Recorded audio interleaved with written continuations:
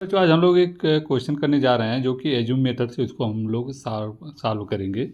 इसका भी हम लोग मीन ही निकालेंगे। तो हमने कल डायरेक्ट मेथड देखा था, आज एक क्वेश्चन हम लोग एज्यूम मेथड से देखेंगे। तो एज्यूम मेथड में जो फार्मूला हमने बताया था उसमें एक एक्स्ट्रा चीज़ होता है जो कि क्या होता है, डी होता है।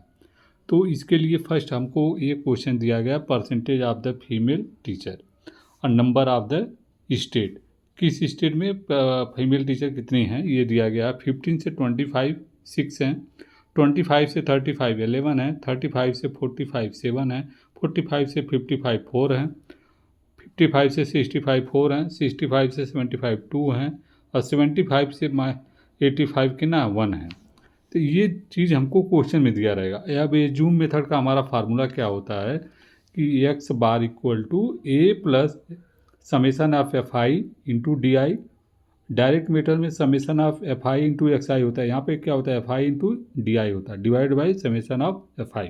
ये हमारा फार्मूला होता है। तो हमको ये पता करना है, फिर हमको डी आई निकालना रहेगा, एफ आई ऑलरेडी दिया है उसका समेसन निकाल लेना रहेगा। तो इसमें हम देखते हैं फर्स्ट हम क्या निकालेंगे, एक इसमें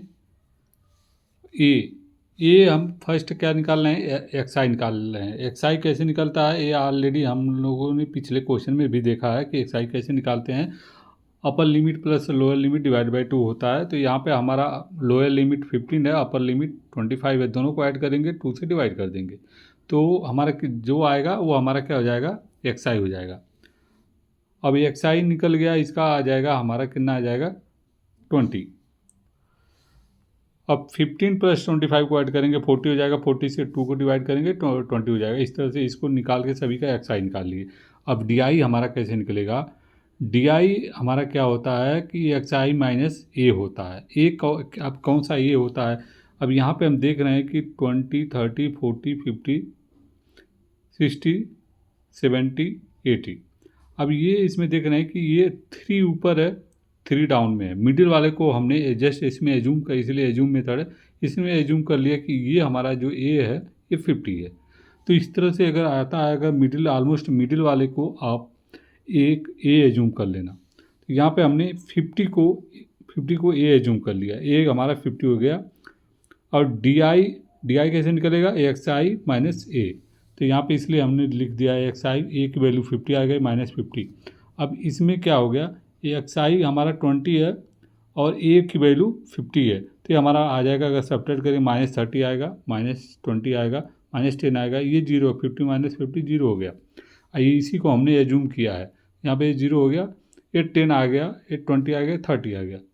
अब हम क्या निकालेंगे, F I into D I. F I into D I हमारा एफ आई ए है और डी आई ए, इसमें मल्टीप्लाई कर देंगे तो हमारा आ जाएगा 1 माइनस 180 220।